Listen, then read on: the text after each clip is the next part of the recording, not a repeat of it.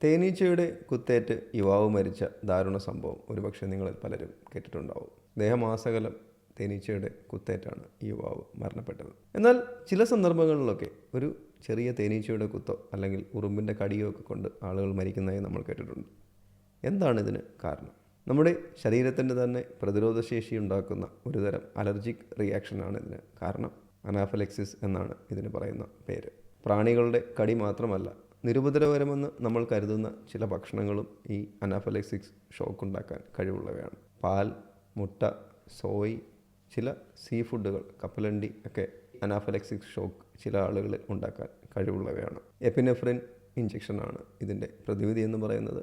ഈ allergic reaction ഉണ്ടാകുന്ന ആളുകളെ എത്രയും പെട്ടെന്ന് ഹോസ്പിറ്റലിൽ എത്തിക്കുക എന്നുള്ളതാണ് മറ്റ് അത്യാഹിതങ്ങൾ സംഭവിക്കാതിരിക്കാനായി നമ്മൾ ചെയ്യേണ്ടത്. ഇതോടൊപ്പം തന്നെ ഞാൻ എൻ്റെ ഒരു അറബ് സുഹൃത്തിനുണ്ടായ സംഭവം കൂടി വിവരിക്കാം. ആളുടെ 5-ാമത്തെ വയസ്സിൽ കയ്യിലൊരു വടിയൊക്കെ പിടിച്ച് വീടിന് മുറ്റത്ത് നടക്കുന്ന സമയത്ത് ഗേറ്റിന് മുകളിലുണ്ടായിരുന്ന തേനീച്ചക്കൂടിൽ ഈ കമ്പ് തട്ടുകയും ശരീരം മുഴുവൻ തേനീച്ചയുടെ കുത്തേൽക്കുകയും ഉണ്ടായി. എത്രയും വേഗം ഹോസ്പിറ്റലിൽ എത്തിച്ചതുകൊണ്ട് മറ്റ് പ്രശ്നങ്ങളൊന്നും സംഭവിച്ചില്ല. പക്ഷേ അതിൽ കൗതുകകരമായ കാര്യം എന്താണെന്ന് വെച്ച് കഴിഞ്ഞാൽ, ഇന്നും ചെറിയൊരു പ്രാണിയുടെ കുത്തോ, ഉദാഹരണത്തിന് കൊതുകിൻ്റെയോ അല്ലെങ്കിൽ ഒരു ഉറുമ്പിൻ്റെയോ കടി കൊണ്ടു കഴിഞ്ഞാൽ ശരീരം മുഴുവൻ ഈ അലർജിക് റിയാക്ഷൻ ഉണ്ടാവുകയും ഹോസ്പിറ്റലിൽ പോകേണ്ട അവസ്ഥ വരികയും ചെയ്യും. അതുപോലെ തന്നെ ആളുടെ ഒരു മകൾക്കും ഇതേ അലർജിക് റിയാക്ഷൻ.